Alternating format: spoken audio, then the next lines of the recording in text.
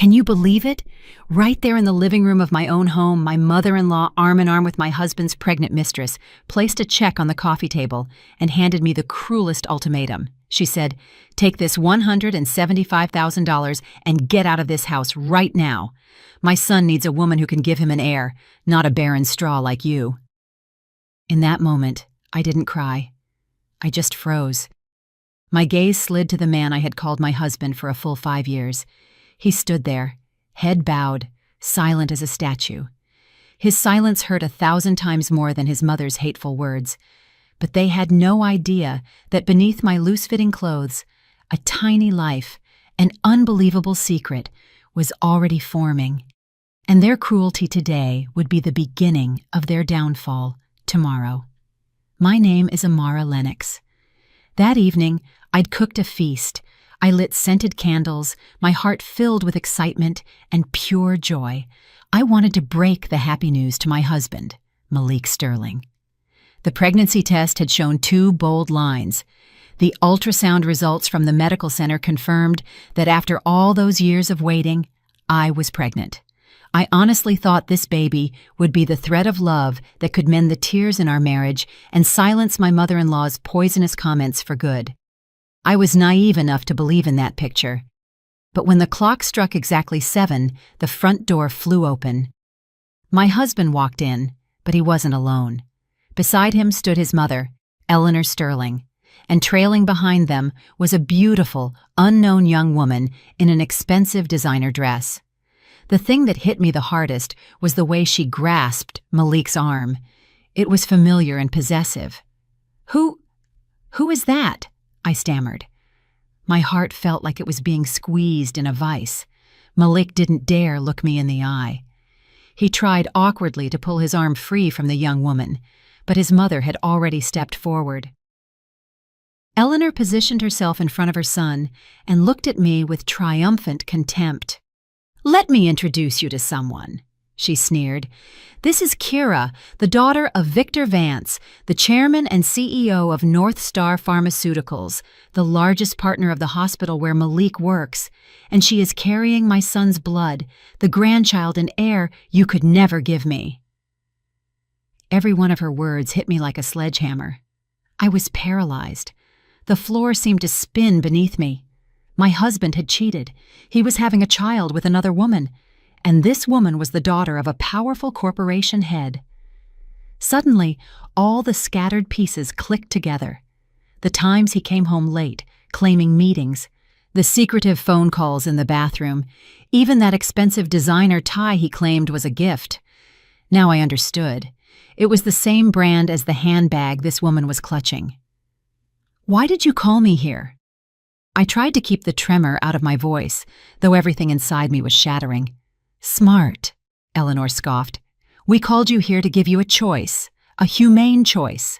She pulled a stack of papers and the check from her purse and tossed them onto the table in front of me. "Here are the divorce papers. Malik has already signed." She paused for dramatic effect. "And here is the $175,000. Take the money, sign the papers, and disappear from this house immediately. Consider it an alms from our family for the 5 years of your youth. $175,000. Alms. The word was so familiar, yet so humiliating. I looked at my husband, desperately searching for an explanation, some protection, but there was nothing. He stood there silently, head still bowed, hands clenched into fists. His silence was the answer. He was complicit. He agreed to everything. He had chosen fame and money and discarded me. 5 years of our relationship thrown away. Kira moved closer, sitting on the sofa and crossing her legs arrogantly. She ran a hand over her belly and looked at me with the eyes of a winner. "Amara, you should be reasonable. Malik loves me, and I can give him a career you could never provide in your entire life. Take the money and go. Don't make this complicated." Don't make this complicated. How ridiculous. They were the ones who had caused this tragedy. My hand resting on my thigh, involuntarily clenched into a fist. Then I slowly lifted it and gently placed it on my stomach. There, too, a small life was growing day by day. My child, and his too. But I knew I couldn't speak the truth. To speak now would be to humiliate myself, to use the baby as leverage to cling to a man who no longer wanted me.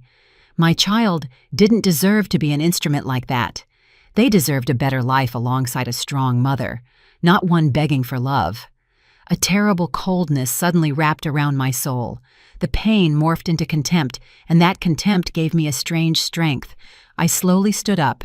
I stopped looking at them. I picked up the check for $175,000 from the table. Eleanor and Kira watched me with satisfied smiles. They thought I had agreed, but then, to their astonishment, I tore the check into tiny pieces. "Your money is no good to me," I said, my voice steady and cold as steel. "My love isn't purchasable with this filthy money." I took the pen and signed the divorce papers. "I'm leaving, but not because you're kicking me out. It's because I find life under the same roof with people like you utterly repulsive." With that, I turned and walked straight into the bedroom. Without looking back even once, I heard Eleanor scream behind me. You dare? If you don't take that money, don't you regret it later?" I regret nothing, I thought. I only regretted wasting 5 years of my youth on an undeserving man. Silently, I packed a few clothes and my personal items into a small carry-on suitcase. As I rolled the suitcase toward the exit, I walked past the three of them. Without a single word of farewell, without a single glance, I left the house and stepped out into the cold night. My hand instinctively rested on my belly. They didn't know they had driven out not one but 2 people. And they also didn't know that the lamb they had just trampled underfoot would soon return as a wolf to reclaim everything. As the taxi door slammed shut, carrying me and my little secret away from the place that was once a home, a nest, I didn't cry. The tears seemed to have dried up after the immense shock. I just sat there, staring silently at the streetlights blurring in the night. My soul was empty. 5 years, the best 5 years of my youth, I had given to him, to a love I believed was a fairy tale. And now all that remained was a cold divorce paper and the bitter truth that the fairy tale had been a lie from the start. Memories of the past 5 years flooded my mind, clear and painful, like a slow-motion film. I had met Malik on a late fall evening 5 years ago. At the time, I was a young financial analyst, fresh out of college, working at a small brokerage firm. He was a young resident physician in his final year of training at the teaching hospital where I went for a checkup.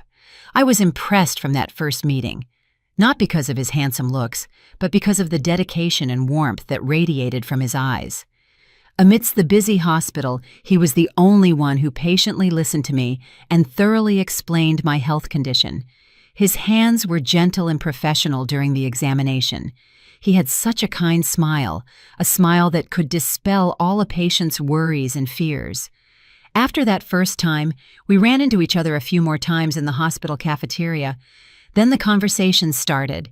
He told me about the tough night shifts, the pressure of the medical profession, but in his voice, there was always a burning passion, a thirst to save lives. I told him about the dry world of numbers and stock markets. He listened with admiration. His eyes were full of respect. "You're such a brilliant woman, capable of understanding such complex things. That's admirable," he'd said. Our love came naturally. It was built on rushed dinner dates after his shifts, on the home-cooked meals I brought him at the hospital, and on daily texts of support and care. He wasn't rich. As a young resident, his salary barely covered the necessities, and he sent some money back home to his mother in Mississippi. But he never let me feel deprived. He might wear an old scrub top, but he'd save his entire monthly check to buy me a new dress. He might eat ramen all week, but on the weekend, he would definitely take me out to a nice restaurant. He used to say, "I'm sorry I can't give you a worthy life right now, but trust me, as soon as we get through this hard time, I'm definitely going to make you happy." I believed those words. I didn't need material possessions. I just needed his sincerity. And I didn't just say I would support him. I used my skill, a skill I had never revealed to anyone, not even him, to secretly advance his career. Dear listeners, I had a secret. Outwardly, I was just an ordinary office worker with a meager salary, but in reality, I was an anonymous investor in the stock market. It was an innate talent I discovered back in college. I had a unique intuition for numbers. I could analyze and predict market fluctuations in an astonishing way. With the small inheritance my parents left me after their fatal accident, I secretly invested, and that money grew into a sum many people couldn't earn in a lifetime. I didn't use that money for luxury. I continued to live modestly because I was scared that wealth would change me and attract insincere people. I simply wanted to find a man who loved the real me, the ordinary girl named Amara Lennox, and when I met Malik, I thought I had found that man. I used my talent and my secret fortune to be a stepping stone for him. He had talent, but in the complex environment of a major hospital, talent alone isn't enough. He needed opportunities, connections. I secretly used my investment fund under a different name to donate a substantial amount to the hospital for the purchase of state-of-the-art medical equipment. In return, I made only one condition: to create opportunities for young, talented doctors like Malik to participate in major surgeries and be sent overseas for training. The opportunity came. He was selected for a team that would perform a complicated heart surgery, an operation previously reserved only for chiefs of staff. He mastered it brilliantly. His name started getting noticed. Then he was sent on a short study trip to Boston to learn advanced medical technologies. When he returned, he seemed to have gained wings. He successfully performed one complex surgery after another, saving many patients. He quickly rose from an ordinary resident to one of the youngest and most talented surgeons at the medical center. He was so happy. He would hug me and say everything was thanks to luck and my constant support. He didn't know that the goddess of luck was the very girl he was holding in his arms. I didn't tell him the truth. I didn't want him to develop an inferiority complex. I just wanted to stand quietly in the background, witnessing his success and his happiness. I naively believed my silent sacrifice would be rewarded with eternal love. For 5 years, I nurtured that love, feeding his career with everything I had. I paved a road sprinkled with roses with my own hands, never expecting that I wouldn't be the one walking beside him when he finally stepped onto that path. After Malik solidified his position at the hospital, we decided to get married. It was the decision I had waited for so long.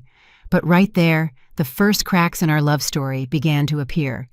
And the person who created those cracks was none other than his mother, Eleanor. When he first introduced me to her, she greeted me with a seemingly warm smile. But behind that smile, I sensed a scrutinizing, coldly calculating gaze. She didn't ask about my work or my character. She only asked questions like, "What do your parents do for a living? How many siblings do you have? What's your salary?" When she found out I was an orphan and lived modestly, the smile faded slightly from her lips. From then on, she began to interfere in our relationship. She often called Malik, insinuating that I wasn't a suitable match for him. "My son, you are a respected doctor now.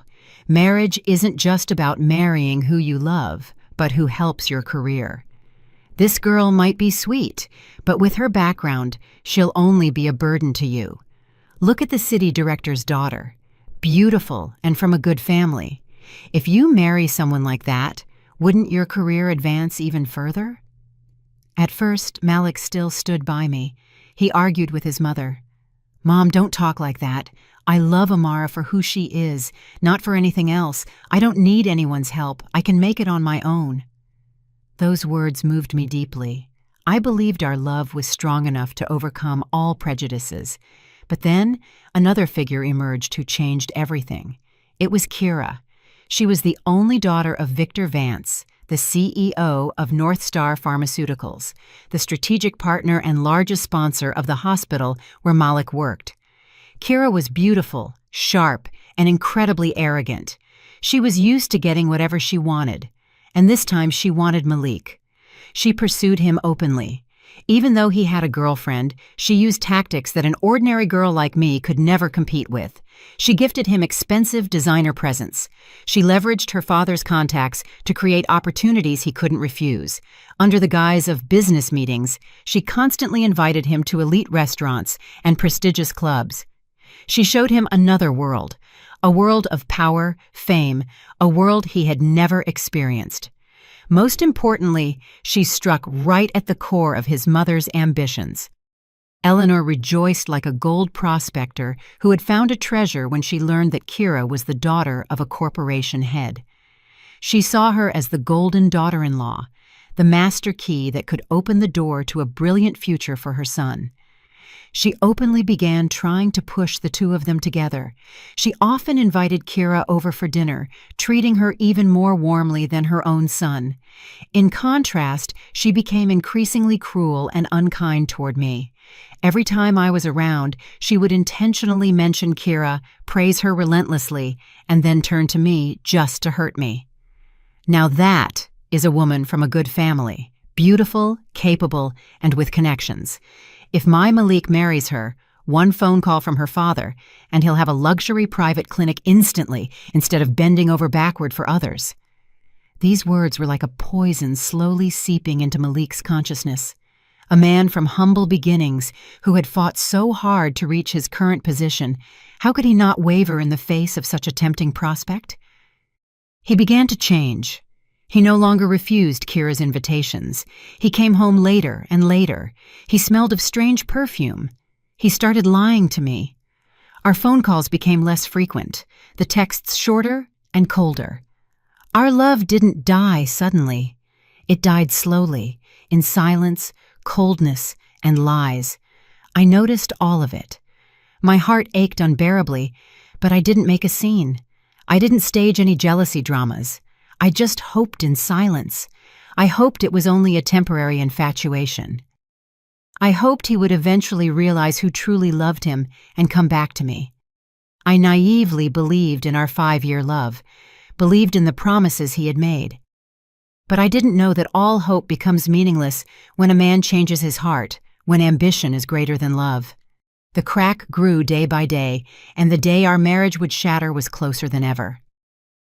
Dear listeners, there is perhaps no pain stronger than betrayal by the person you love the most.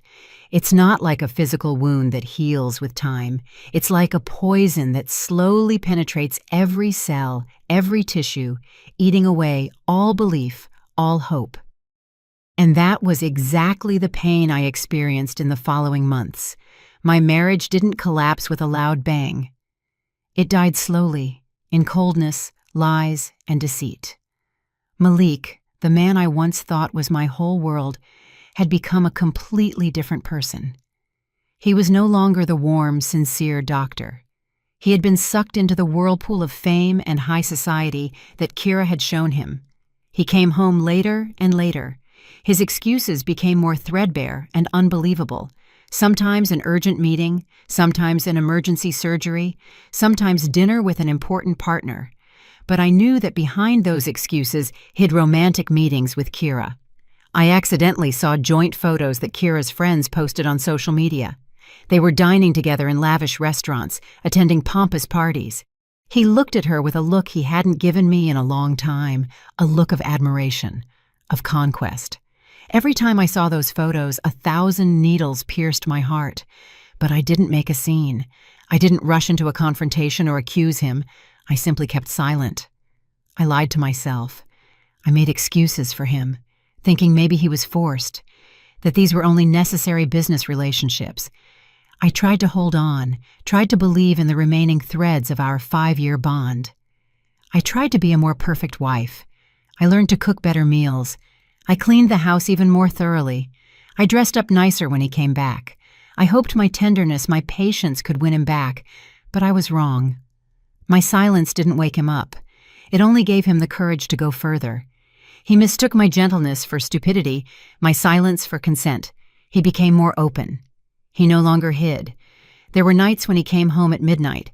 He smelled of women's perfume, a strange, expensive scent, not the light one I usually used. There were lipstick marks on his shirt collar. When I questioned him, he didn't even try to deny it. He simply pushed my hand away and said in a cold, tired voice, Don't ask any more questions. I'm exhausted." My mother-in-law, Eleanor, openly gloated.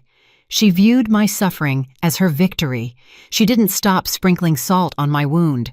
Every time Kira came to the house, she intentionally called me in and forced me to serve, to pour tea, to cut fruit for the honored guest. She wanted me to see with my own eyes how her son and his mistress were affectionate with each other. She wanted me to feel the humiliation and the pain so that I would leave on my own. "Amara is modest and obedient, my dear," she said to Kira, but her gaze was directed right at me. "When you become the daughter-in-law of this house, she'll be here to serve you and take care of you. You won't have to lift a finger." She viewed me as a maid, a free servant for her future daughter-in-law. The cruelty of the mother-in-law, the weakness of the husband, and the arrogance of the mistress. All of it formed a vice that squeezed my life and choked the last remnants of my hope. I lived in hell in those days. I lost weight, looked haggard. The smile completely vanished from my lips. I thought about divorce, about letting go and freeing myself, but I couldn't make the decision. 5 years of love, could I just forget that? I still loved him, still hoped for a miracle. And the miracle did happen, but it came at the most impossible moment. In the time when my marriage was plunging into its darkest days, as I stood on the edge of the abyss of despair, a ray of light suddenly appeared. I discovered I was pregnant. Dear listeners, the feeling when I first saw the pregnancy test with 2 red lines was magical.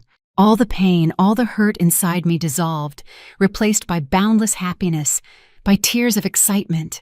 I was going to be a mother. I was going to have a child. The crystallization of our love. I hugged the pregnancy test and cried alone in the bathroom. But this time, they weren't tears of suffering, but tears of joy. This child was not just a small life. It was my only hope. In that moment, I naively believed that their arrival would be the miracle that could save our marriage teetering on the brink. I thought that if Malik learned he was going to be a father, he would definitely change. He would understand what a real family is. He would come back to me, and we would rebuild a happy nest, him, me, and the baby. This hope gave me a strange strength. I was no longer depressed and suffering. I started taking better care of myself. I ate nutritious food. I read books on motherhood. I wanted to prepare everything perfectly to welcome my little angel. I also formulated a plan. I wouldn't tell him the news over the phone or in an ordinary way. I wanted to prepare a big surprise for him, a surprise that could melt his hardened heart. I chose the day of our 5th wedding anniversary to carry out this plan. I took the day off, spending the entire day decorating the house. I bought the roses he loved, lit romantic scented candles. I went to the kitchen and cooked all the dishes he had once praised the most when we had just started dating. I even found and bought the same bottle of wine we drank on the night he proposed to me. I wanted to recreate the atmosphere of our happiest days, to remind him how much we had loved each other. I carefully placed the pregnancy test with the 2 lines and the ultrasound result with the blurry picture of the little life into a pretty gift box and set it in the center of the dining table. I pictured the evening. He would return, surprised by the romantic atmosphere. We would eat together, reminisce about old memories, and then I would give him this box. He would open it, pause, and then explode with happiness. He would hug me tightly, beg for forgiveness, and promise never to leave the 2 of us and the baby again. I painted such a beautiful and perfect picture in my head. I put on a new dress, applied light makeup, sat at the dining table, and waited excitedly. 7 o'clock.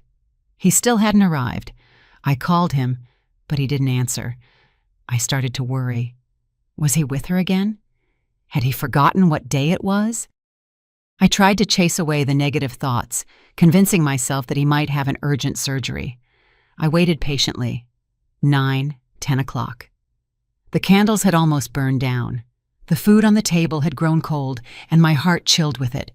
Just before 11 o'clock, I finally heard the sound of his car in the driveway. Hope reawakened in my heart. I rushed to the door, but that hope was brutally shattered. The door flew open. He came back, but not alone.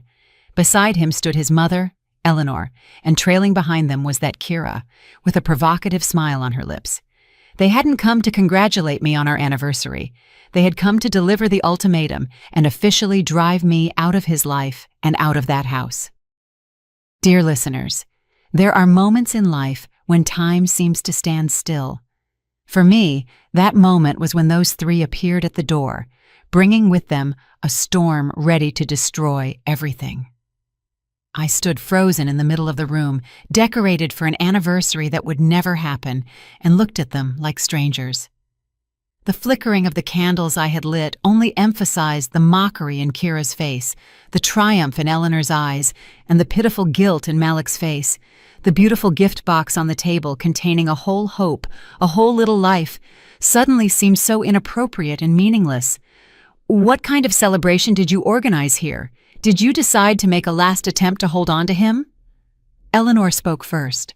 Her voice was sharp as a knife, slicing through the suffocating silence.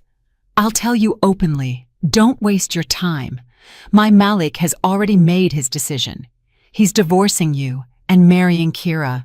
She's carrying the heir of our family, she said, nodding toward Kira, who immediately jutted out her belly.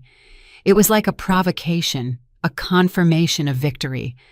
The heir. Those two words struck my bleeding heart like a sledgehammer. All those years she had called me a barren straw, and now she had what she wanted. I looked at Malik, trying to find some reaction, some remnant of his former feelings, but nothing. He continued to stand with his head down, avoiding my gaze. His silence was the cruelest confession. He had made his choice. He had chosen the future on the red carpet and was ready to throw away the past, to throw away the woman who had stood by him through the hardest times. And then the curtain fell, just as I told you already. Eleanor threw the check and the divorce papers at me. Kira spoke insulting words full of arrogance, and Malik just stood there, a helpless accomplice. I stood there and heard every word. The initial pain quickly turned into numbness, and then into absolute contempt. I had truly loved this man. I had truly sacrificed for these people. Suddenly I felt so foolish. Foolish for believing too much in a non-existent love. Foolish for trying to maintain a marriage rotten from the inside. My hand, resting on my thigh, clenched involuntarily. Then I slowly lifted it and gently placed it on my stomach. The warmth, the sacred connection, suddenly awoke. My beloved baby, forgive me for making you a witness to such a terrible scene before your birth. Forgive me for not being able to give you a worthy father, but don't be afraid. From now on, you only have your mama, and Mama promises you, Mama will give you the best in this world. Mama won't let anyone hurt you. A strange strength suddenly awakened within me, the power of motherhood. I was no longer the weak, suffering girl Amara. I was a mother, and I had to protect my child. I knew I couldn't tell the truth about this pregnancy. If I did, what would they think? They would think I was using the child as a weapon to hold him, to beg for pity. They would never believe it was Malik's child. Or worse, they would try to take my child away if they knew it was a boy. No, I couldn't allow my child to grow up in such a toxic environment. I had to go. I had to take my child away from these people. The last tear fell, a tear washing away the love. I lifted my head and looked directly at them. There was no more pain in my eyes, only cold determination. I tore up the check, signed the divorce papers, and spoke my final words full of contempt. Then I turned and went into the bedroom. I took nothing but my purse with my most important documents. As I walked past them, I didn't even look at them. For me, they were dead from that moment on. I left the house and stepped out into the cold night. I didn't look back. The past was behind me. Ahead of me lay a completely new path, a path I had to walk alone. But I was no longer alone because I knew I carried a small, priceless life inside me, a source of motivation. The tears had overcome me, but they didn't drown me. They washed away all illusions, all weakness, and allowed a new person to be reborn. A stronger Amara, more determined and ready to face any storm. Dear listeners, you might think that after the betrayal of my husband, the humiliation by his family, pregnant and alone, I would break down, look for a place to cry, and sink into pain. But no, I didn't. Enough tears had been shed. Enough suffering had been experienced. That night, I didn't go to a friend. I didn't rent a cheap motel room. I called an elite taxi and drove straight to an address that Malik and his family would probably never have guessed. It was the Lakeshore Grand Penthouses, the most elite and expensive residential complex in Chicago, where only true magnates and oligarchs could afford to live. I entered the luxurious lobby and went straight to the elevator designated for the penthouses. I swiped my black magnetic card, and the elevator took me to the top floor. The elevator doors opened.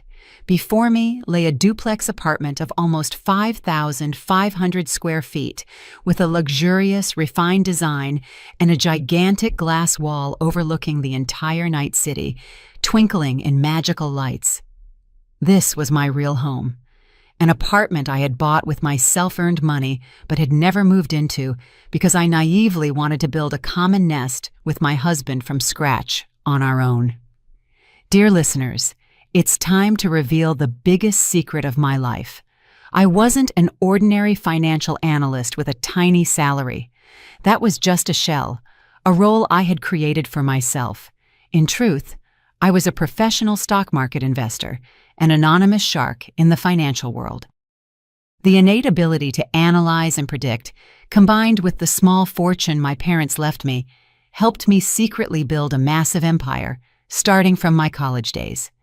I might not own a large corporation, but my fortune was probably greater than the entire North Star Pharmaceuticals of Kira's family combined. But I had always hidden it. I had chosen a modest, even somewhat ascetic life because I was scared. Scared that the money would change me, scared that it would attract lying, self-serving people. I had always longed for the sincere love of a man who came to me for myself, not for my wealth. And I thought Malik was exactly that man. I was willing to give up everything, agreed to live under an ordinary mask, just to be with him. But I was wrong. That was the biggest mistake of my life.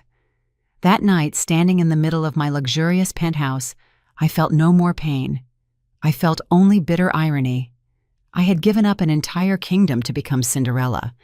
And in the end, the prince I chose had cruelly discarded me. But no matter. Cinderella had now returned to her palace, and this time she wouldn't be naive anymore. She would become the queen. The first thing I did, I didn't cry. I called my closest assistant, a leading financial expert I had hired many years ago. "Hello, Tony," I said in a cold, determined voice. "Activate Plan B for me. All investments, all the indirect support we've provided to the teaching hospital and personally to Dr. Malik Sterling over the past 3 years are to be withdrawn immediately and completely." Second, I called an elite service agency. I asked them to assemble the best team for me: a leading gynecologist, a personal nutritionist, a yoga instructor for pregnant women, and a professional housekeeper. I told them, I only need the best of the best. Cost is no object. And finally, I stood before the large mirror and looked at my reflection. I was no longer the humble, simple girl Amara. I was returning to my true self, an independent, strong, and powerful woman. I placed my hand on my belly where my little life was growing. "Little one, from now on, the two of us will start a new life, a life no one can look down upon, where no one can hurt us. Mama will give you the best in this world." A completely new Amara was born the next day. I was no longer depressed, no longer suffering. I began the strictest and most scientifically rigorous pregnancy care program. I read books, listened to classical music, did yoga. I transformed my penthouse into a paradisiacal oasis of calm for the two of us. I cut all ties with the past. I threw away my old phone number. I no longer communicated with mutual friends. To them, Amara had vanished. I thought I would live my life in peace, raise the child alone. But apparently, fate still wanted to play a trick. It arranged a meeting for me and those people that was unpredictable. a meeting where the roles would completely reverse, and not me, but they would have to bow their heads. The phoenix had indeed risen from the ashes. Dear listeners, while I began my new life as a single mother in prosperity and peace in another place, the people who had driven me out of their lives were also joyfully starting a new chapter they thought was perfect.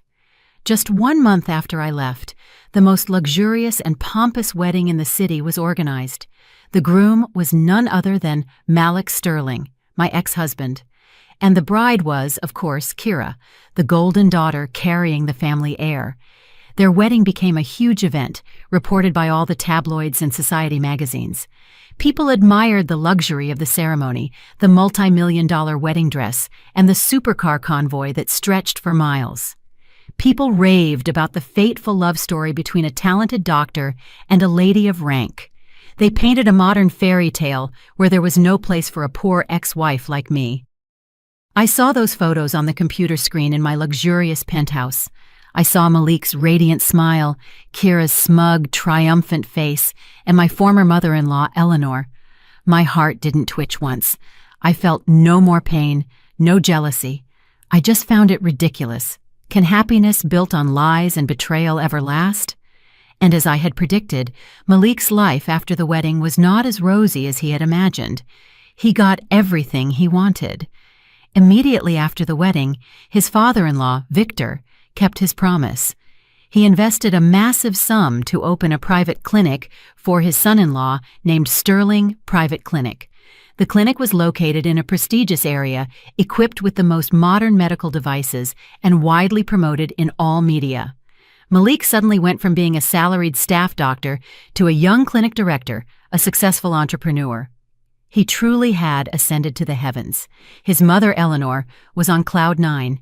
She moved into the luxurious mansion that her daughter-in-law's family had gifted her son. She had maids, was chauffeured. All day long, she did nothing but enjoy herself, shop, and attend high society gatherings. Everywhere she went, she boasted about her talented son and her golden daughter-in-law. She had reached the peak of smug complacency. Yet, behind that glossy facade hid an unpleasant truth. Although Malik had become a director, in the eyes of his wife's family, he remained forever an opportunist, a man from poor beginnings who had only risen thanks to his wife. His father-in-law, Victor, was an extremely authoritarian and patriarchal man. He openly despised his son-in-law. All decisions in the clinic, from staffing to finance, had to go through him. Malik was only the nominal director, a workhorse under his father-in-law's guidance. At family dinners, he was constantly lectured and reprimanded by his father-in-law and his wife's brothers. "You need to know your place. Without this family, you'd just be a pathetic little doctor." These words were like thorns pricking Malik's already inflated ego. His married life was not happy either. Kira, after getting what she wanted, quickly revealed her true nature as a capricious, spoiled lady. She wasn't interested in her husband's work at all. She didn't care about the family. All day, she just shopped and met friends. The pregnancy, the weapon that had helped her secure this marriage, now became an excuse to torment her husband. She forced him to wait on her, indulging all her crazy whims. If he did anything wrong, she would cry and threaten to complain to her father. And every time, Malik had to bow his head and apologize. He lived in a vice of suffocation, having lost all freedom and the voice of a man. He began to regret. In the late nights, when Kira was sound asleep, he often went out onto the balcony and smoked alone. He remembered the earlier days, the days that were poor but unbelievably happy with me. He remembered the modest but warm dinners. He remembered the tenderness, the understanding, and my silent sacrifice. He realized that he had lost the most valuable thing, but it was already too late. He had chosen this path himself and could no longer turn back. He could only grit his teeth, endure, and continue his fake, happy life. He didn't know this was only the beginning. A hidden storm, a clever and cruel revenge, was secretly being prepared and was about to break over him, sweeping away everything he possessed.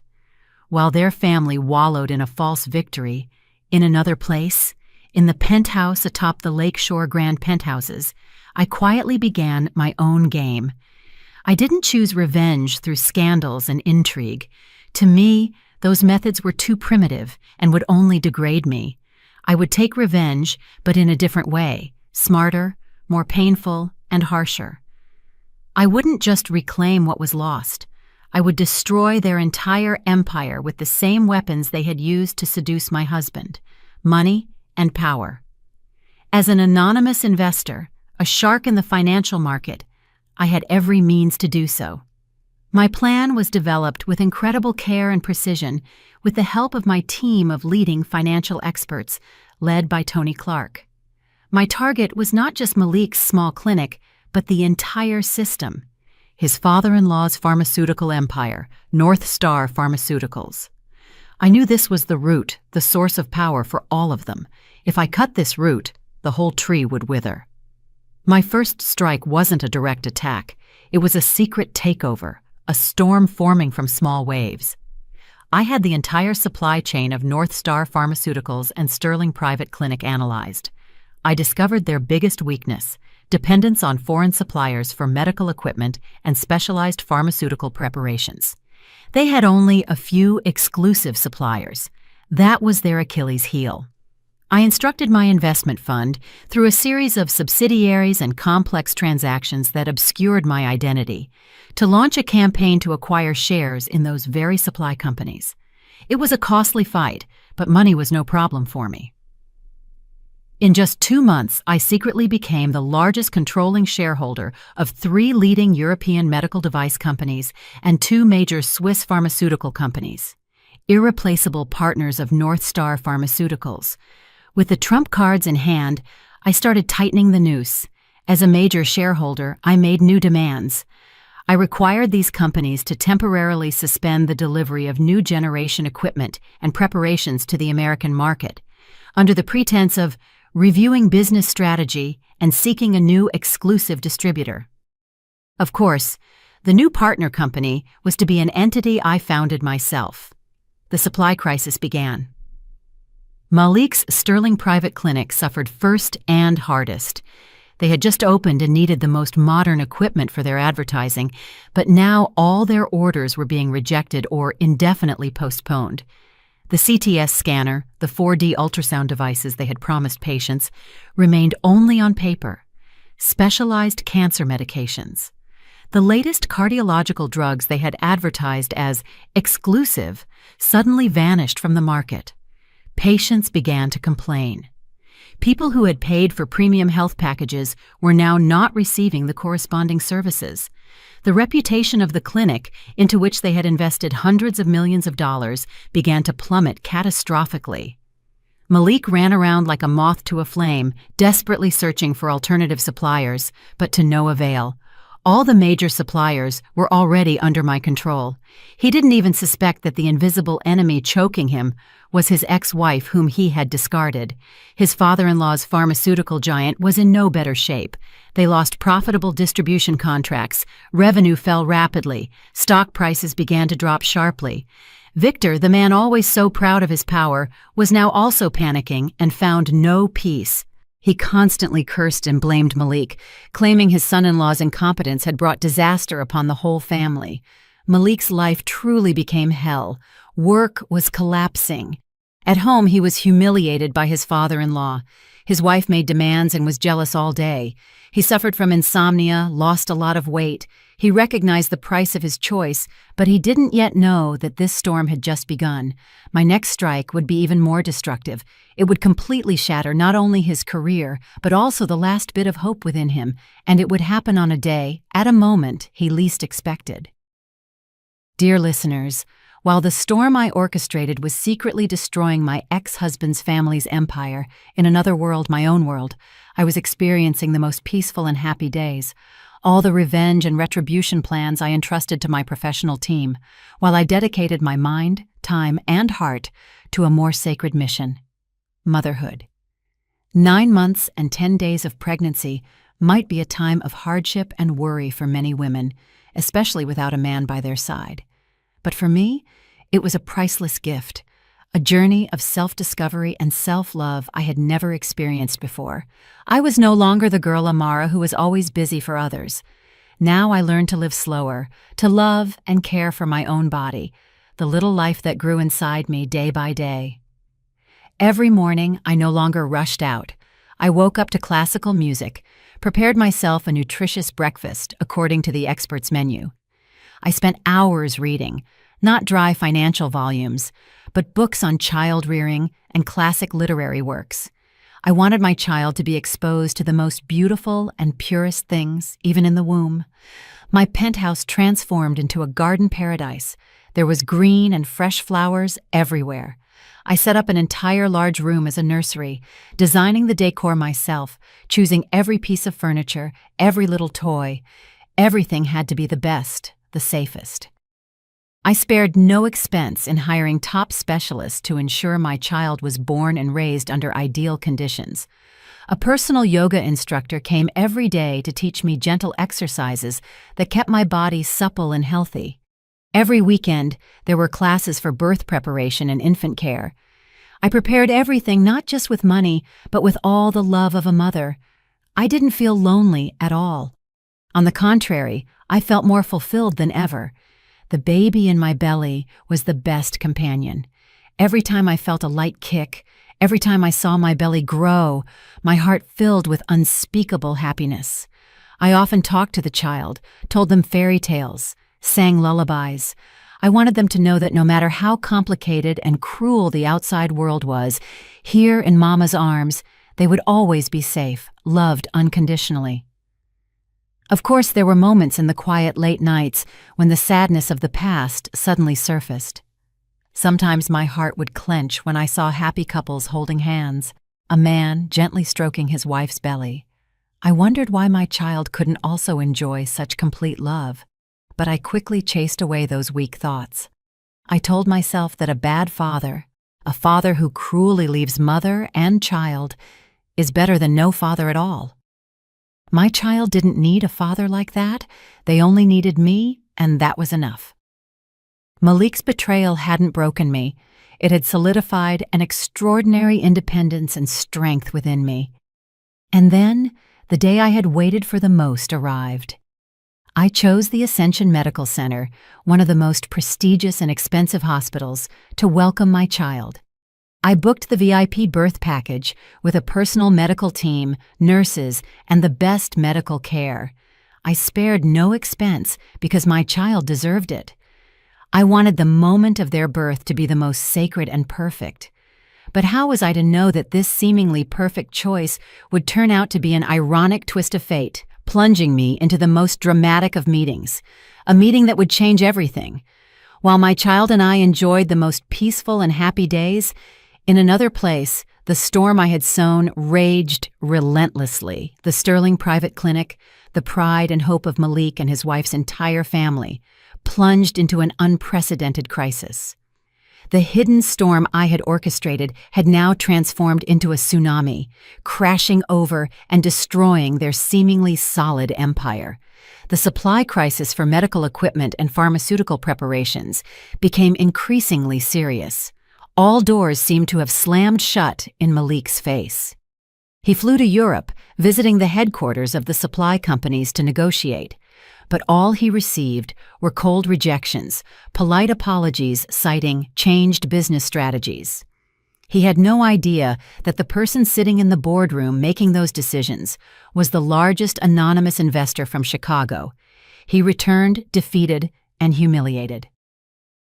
Sterling Private Clinic, once advertised as a modern international world-class clinic, now suffered from a lack of everything. Expensive, complex equipment stood idle without spare parts.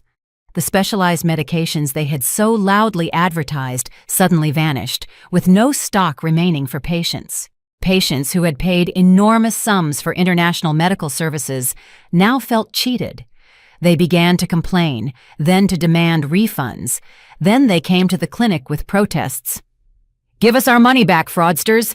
An international clinic worse than a regional hospital!" The daily shouts and banners turned the clinic from a respected place into a bankrupt bazaar.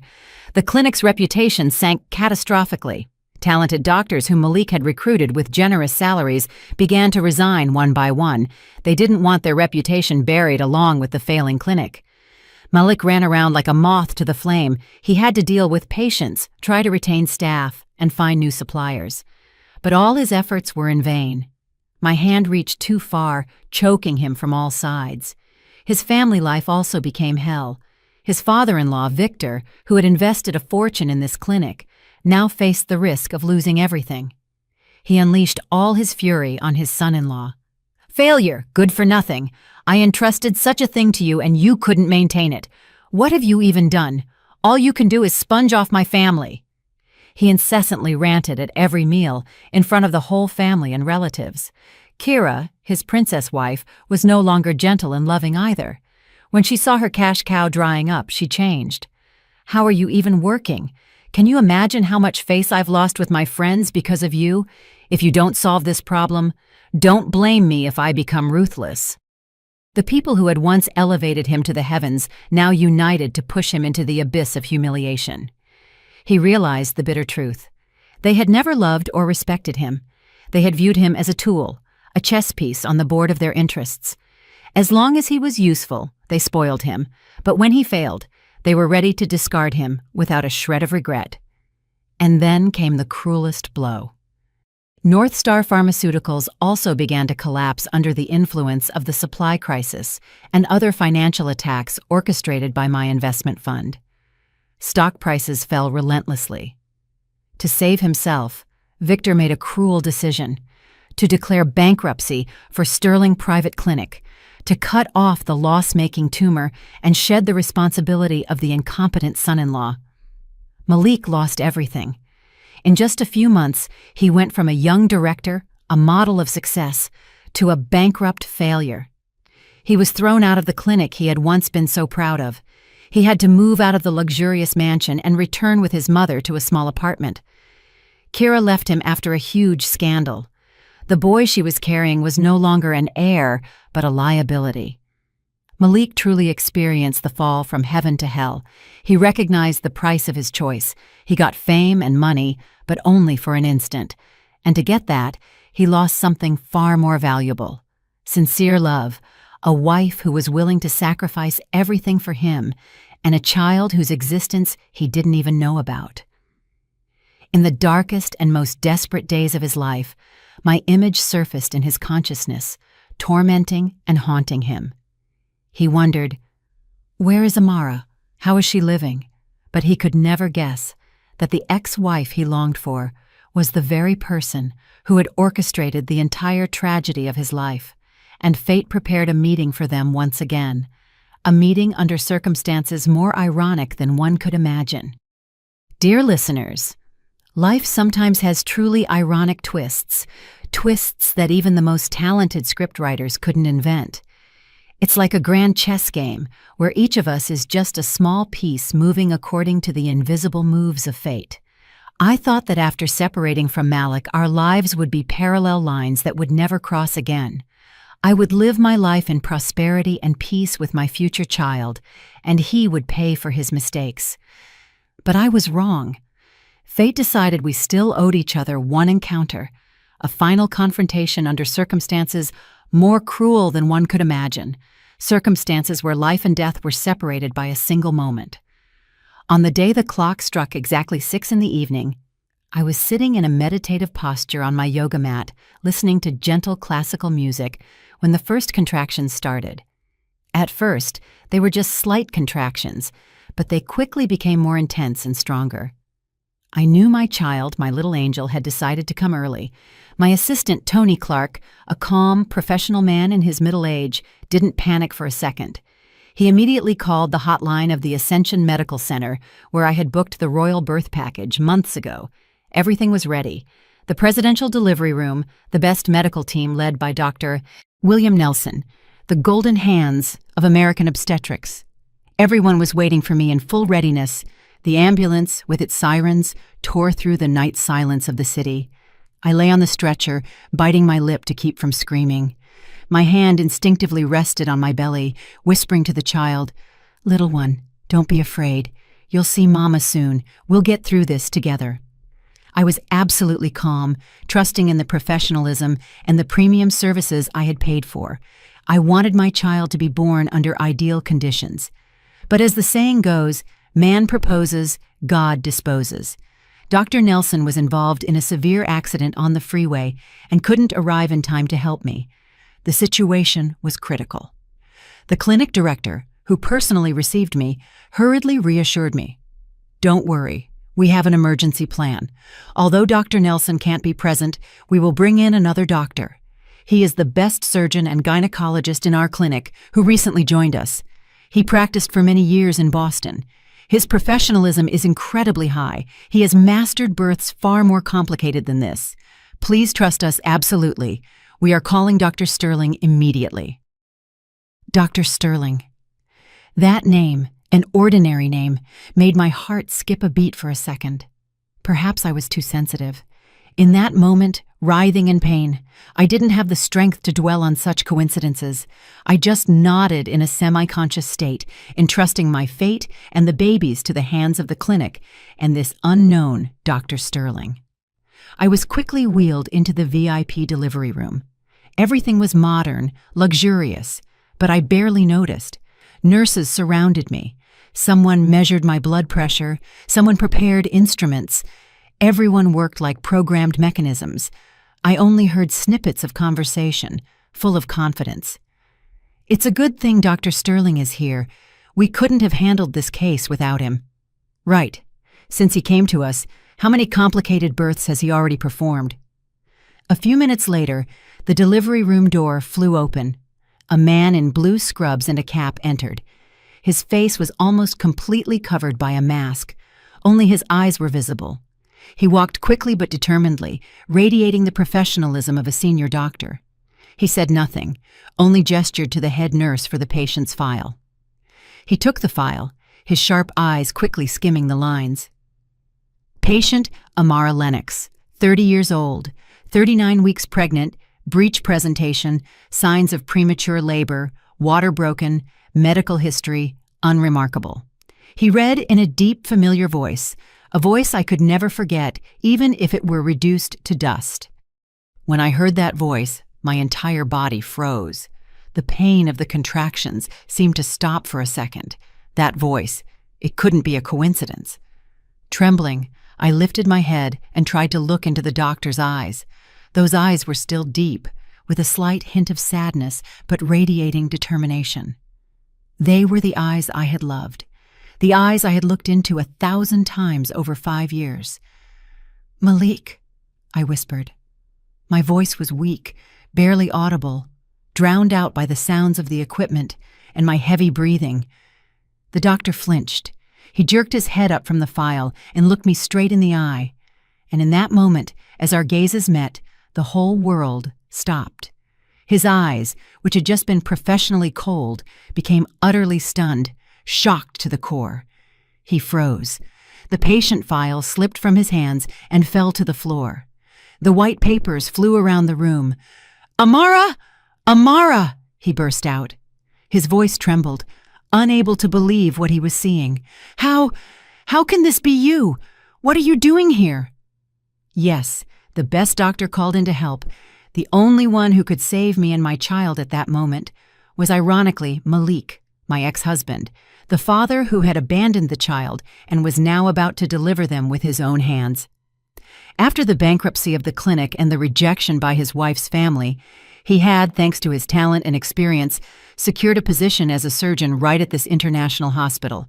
He had tried to start anew, tried to bury the sinful past, but he never thought fate would bring him such a meeting, such cruel atonement. The entire delivery room suddenly fell into a chilling silence. Only the steady sounds of the heart rate monitor could be heard. The nurses, the medical staff, all froze, looking at us without understanding what was going on. They knew that the talented doctor, the pride of the clinic, and the mysterious VIP patient obviously shared a very complicated past. Malik still stood there, frozen like a statue. He looked at me, then at my large belly. His face under the mask changed expression, from shock to confusion, then to indescribable consternation. "Pregnant? You're pregnant?" he stammered.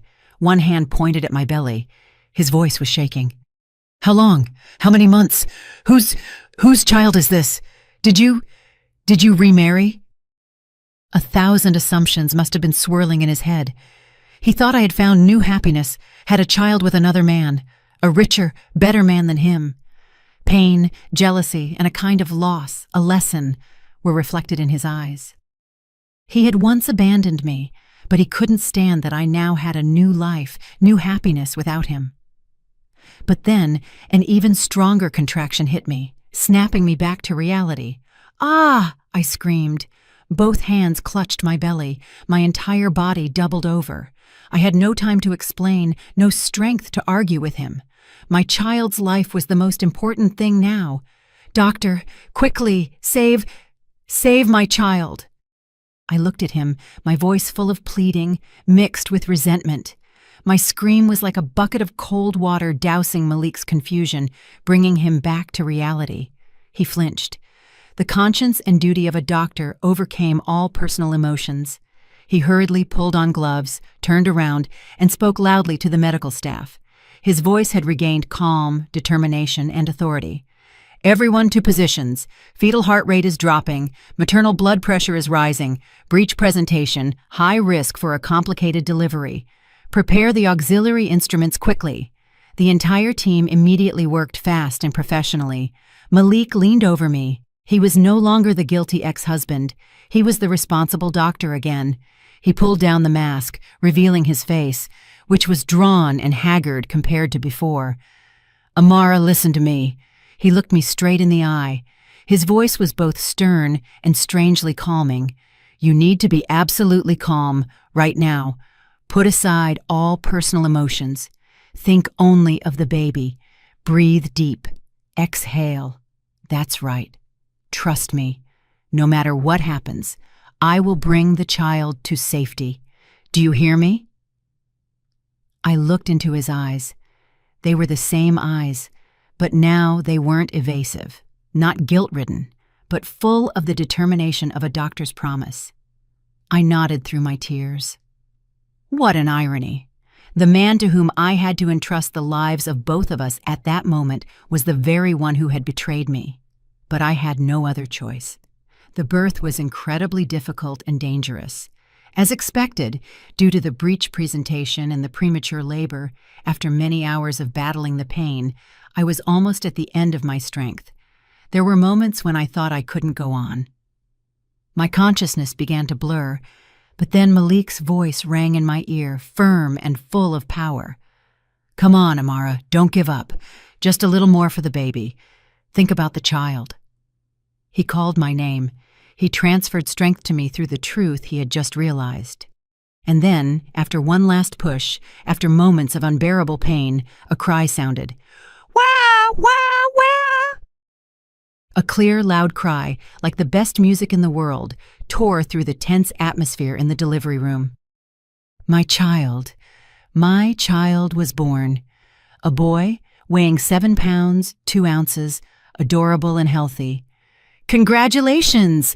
the nurse cried out with a joyful voice. I breathed a sigh of relief. My entire body relaxed. Tears of joy streamed down my cheeks. But when I looked at Malik, I saw him standing motionless. He held the tiny pink life wrapped in a white towel in his arms. He looked at the child, then at me. His eyes were wide open, full of shock, unspeakable excitement. He looked at my child's face, a face that was a spitting image of his own. From the eyes to the high nose to the shape of the ears, all doubt was dispersed. No DNA test was needed. One glance was enough. "My blood, the boy, this boy," he whispered with a trembling voice. He looks just like me." Then he looked at me. His eyes were full of doubt, but also hope. "Amara, tell me the truth. Is this child really mine?" I didn't answer. I just smiled. A tired but satisfied smile. My silence was the clearest answer. In that moment, Malik completely broke down. He was no longer the calm, talented doctor. He was just a man, a father confronted with the cruel truth and unbearable guilt. He had left his wife without knowing she carried his blood. He had missed the entire sacred 9-month journey, and now he had to deliver with his own hands the child he had cruelly abandoned. There was no crueler, more bitter punishment. He sank to his knees next to my bed in the middle of the delivery room. He still held the tiny baby in his arms, carefully, as if it were a priceless treasure. He bowed his head, his shoulders shaking. He burst into tears, the weeping of a sinner full of remorse. "Forgive me, forgive me, forgive your son." He repeated those words over and over, to the bewilderment of the entire medical team. The moment the child cried at birth was the moment all his emotions of guilt, regret, and somewhat belated happiness erupted.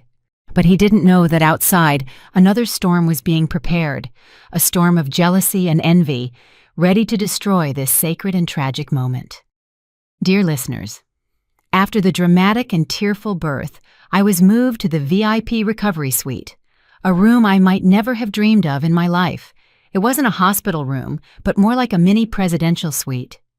Everything was exquisite, luxuriously furnished, and the large window overlooked the brightly blue sky, a peaceful hospital garden. My son, the tiny pink angel, lay peacefully in a beautiful bassinet next to my bed, sometimes moving slightly.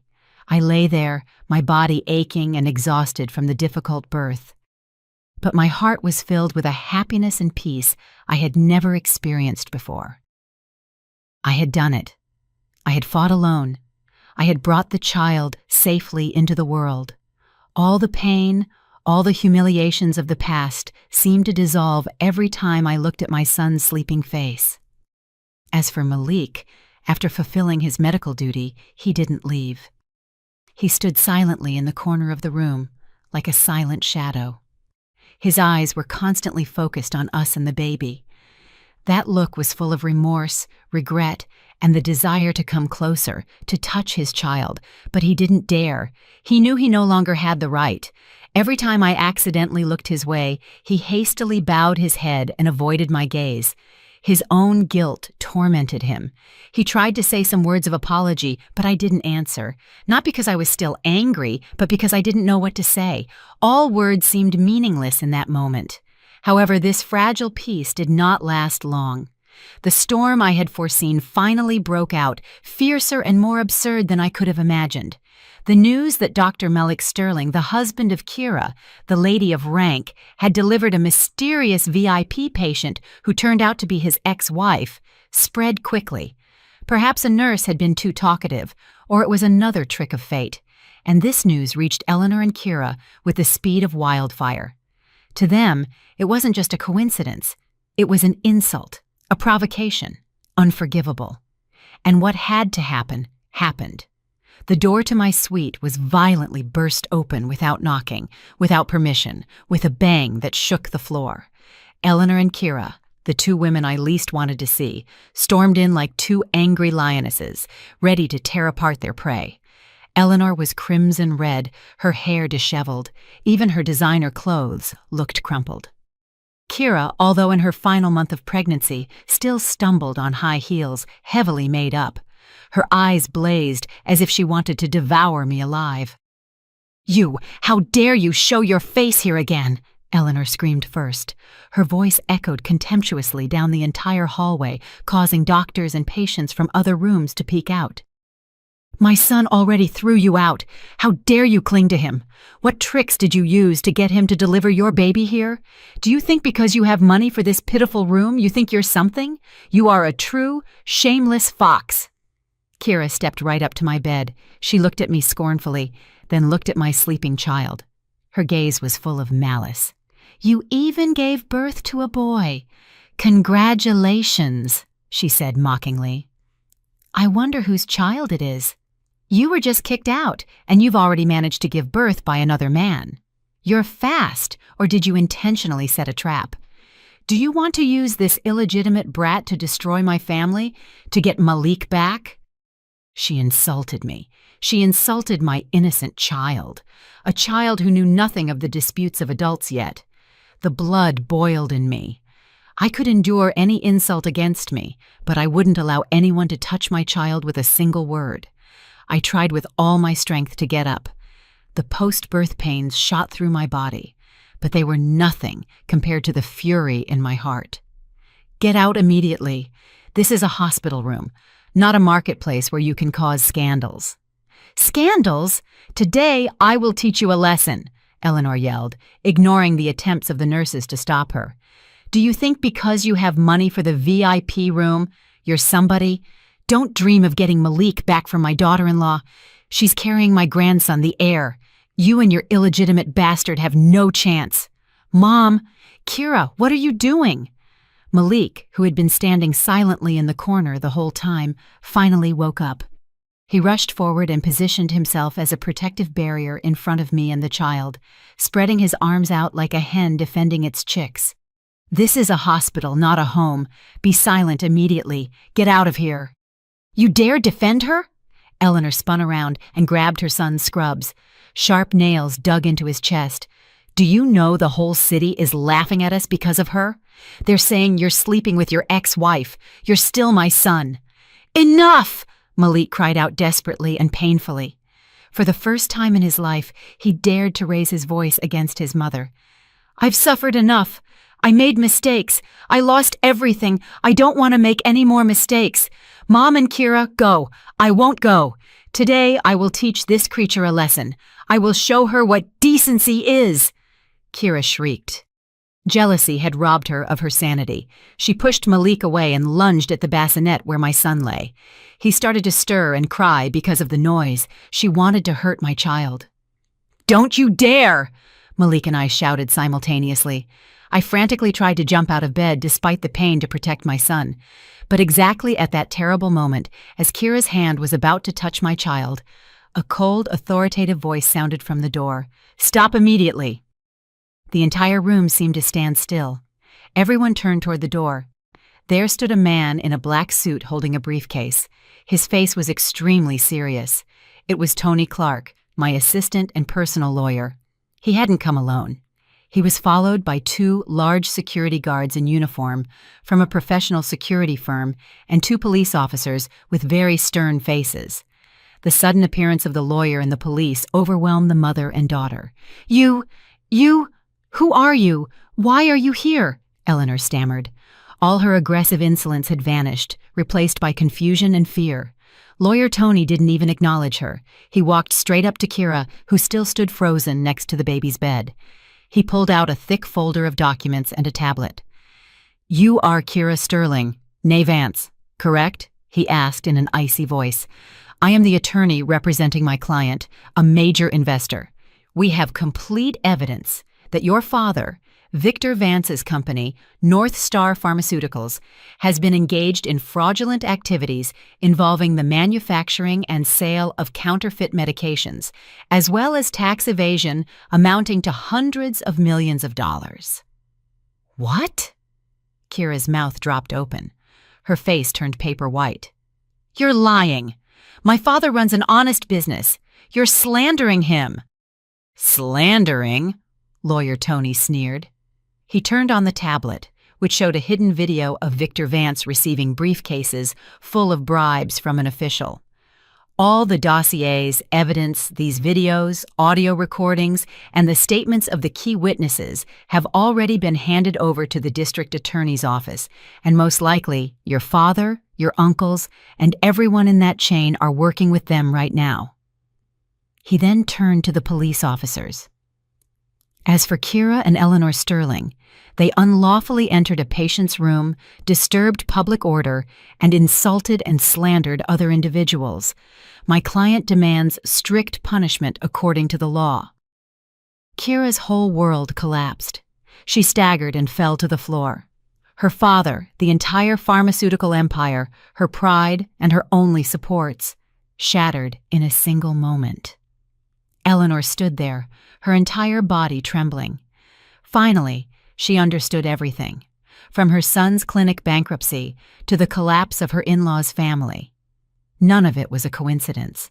Behind it was an invisible hand, a terrifying force controlling everything. And that force was the very modest, barren daughter-in-law they had cruelly thrown out. She had incurred the wrath of a person they should never have messed with. Their show was truly over. The police asked Eleanor and Kira to come for questioning. Kira cried and screamed hysterically. She couldn't accept the truth that she had lost everything in a single day. Eleanor no longer screamed, she was silent. Her eyes were glassy, empty, and lifeless. Perhaps only now did she understand that she had lost. She had lost on all fronts against the most useless daughter-in-law she had most despised. As they were being led past me, she suddenly stopped, looking at me with a gaze full of complex emotions, hatred and fear. "Who are you really?" she whispered. I didn't answer. I just looked at her silently, with a look full of pity and coldness at the same time. The answer to that question she would probably never know in her life. As they were led away, only I, my son, and Malik remained in the room. He stood there, having witnessed everything from start to finish. He understood everything. He understood why his clinic had collapsed, why his wife's family had fallen apart. And he also understood the standing and the terrifying power of the ex-wife he had betrayed. He hadn't just lost a wife, he had lost a chance, a future he might never regain. He slowly walked toward me, then sank to his knees beside the bed. A familiar gesture, but the emotions were completely different. "Amara," he looked at me, his eyes red, full of guilt and despair. I understand everything. I am not worthy of your forgiveness. I don't dare ask you to come back, because I know I no longer have that right. I only ask for one thing." He looked at the small, sleeping boy, the child whose existence he hadn't known about just a few hours ago. Let me be this boy's father. Give me a chance to make amends for my mistake to my son. I won't ask for anything. I'll do anything. I'll work like a slave for the two of you. I just want to watch him grow up, to be allowed to call him my son. Please, I beg you." He hit his head on the floor, the crying of a man who had truly lost everything. I looked at him. My heart was full of conflicting feelings. Should I give him a chance? My child needed a father. But was such a father, a man who had once cruelly abandoned the two of us, a man who had kept silent in the face of injustice, worth it? I thought for a long time. I looked at my child, then at the man kneeling at my feet, and then I made my final decision. "Stand up, Malik," I said in a calm voice, without the slightest resentment. "You don't have to work like a slave for anyone.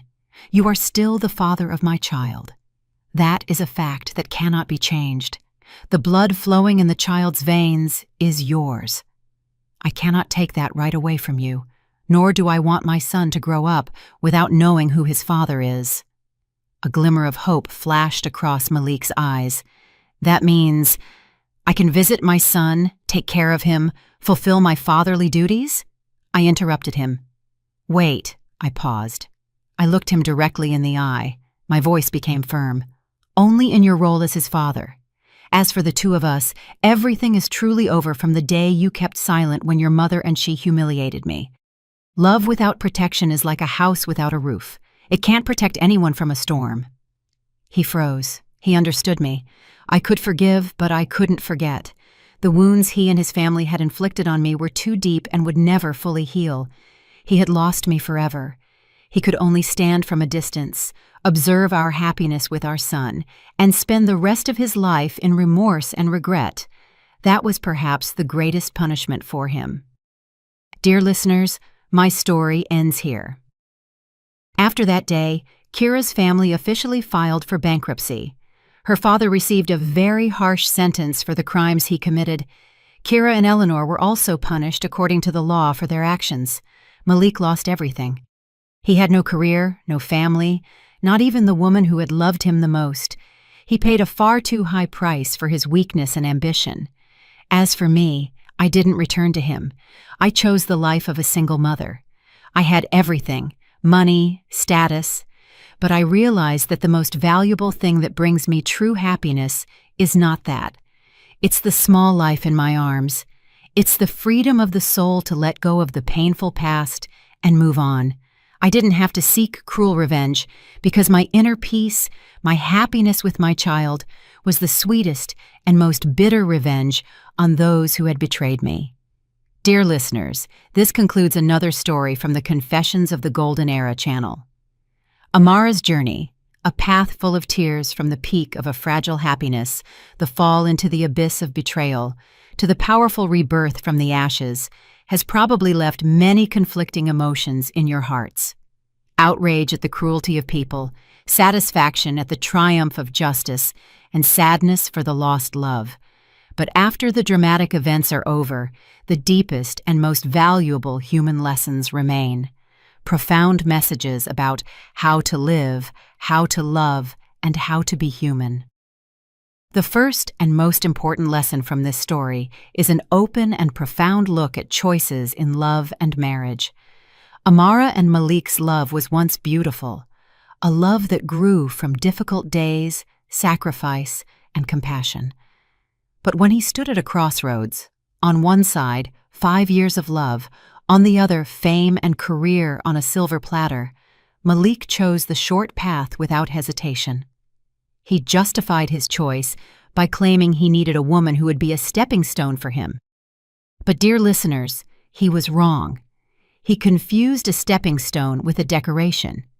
A true stepping stone is not something shiny to show off. A man's most reliable stepping stone is the woman who can walk through the storm with him, who understands, shares, and gives him a strong spiritual foundation. Amara, with her love and silent sacrifice, was such a stepping stone, but he didn't understand. He blindly chased the expensive decoration named Kira, and when it shattered, he lost everything.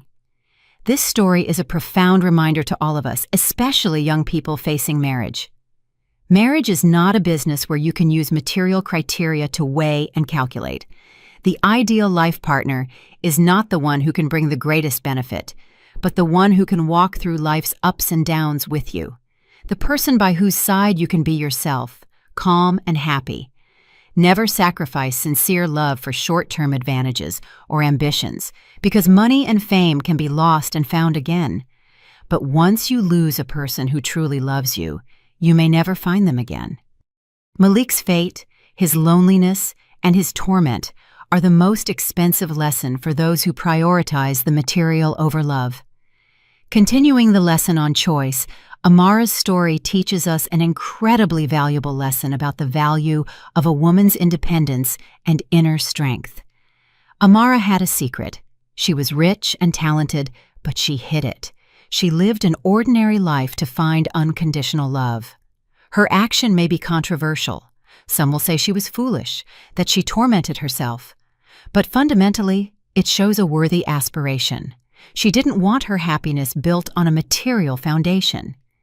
She wanted to be loved for herself, and it was precisely her financial and intellectual independence that became the most powerful weapon in the face of tragedy. When her husband left her, she didn't break down, didn't plead, didn't cling on. Why? Because she knew she didn't have to rely on anyone else to live well. She had enough skills and character to rebuild her life herself. Her rebirth as a phoenix was not a miracle from heaven. It was the result of a long process of hard work, learning, and the independence she had quietly built. Her story is a strong message to all women. Never place your happiness entirely in a man's hands. Love is important, but it's not everything. Always develop your knowledge. Always have your own work. Always be financially and intellectually independent. Because when you can stand on your own 2 feet, you gain self-confidence and the right to choose. And even when a storm comes, even when you are betrayed, you will never break. You will have enough strength to overcome everything yourself and find the light, just like Amara. And perhaps one of the most moving and human lessons is the story of maternal love and forgiveness at the end. When Amara was confronted with betrayal, she chose revenge, a clever revenge that made her tormentors lose everything. But when she had everything, when the enemy knelt at her feet, she didn't completely destroy them. She paused. Why? Because of the appearance of a small life. The child softened her heart, giving her a reason for generosity. Sacred maternal love conquered hatred. She realized that while revenge could bring temporary satisfaction, it would keep her trapped in the past, in negative emotions, forever, and she didn't want her child to grow up in an atmosphere of hatred. Amara's forgiveness toward Malik was not consent to reunification. It was forgiveness at the highest level. She forgave not for his sake, but to free her own soul. She allowed him to fulfill his fatherly duties, not because she still loved him, but because she thought of the child. That was wise and strong generosity. It teaches us that holding on to grudges only tires us out. Sometimes letting go is not weakness, but strength. Forgiving doesn't mean forgetting, but allowing the past to rest so that we can look toward a better future with ease. Amara's greatest happiness at the end of the story is not the successful revenge, but the inner peace she finds as she holds her child in her arms and looks toward a bright future. Amara's story is complete, but the messages it leaves will resonate forever. It teaches us sobriety in love, the value of independence, the power of generosity, and the character of a modern woman. It gives us the belief that no matter how much life pushes us into difficult circumstances, as long as we don't lose hope, dignity, and self-respect, we will eventually find true happiness, happiness created with our own hands. Did you enjoy my story? If you listened to the end, write the number 1 in the comments. If you liked it, you can support me by leaving a like on the video and sending me a small donation. You can find many similar life stories on my channel. Subscribe and check out the others too. I've highlighted 2 new stories that everyone loves. Thank you for being here. Until the next story.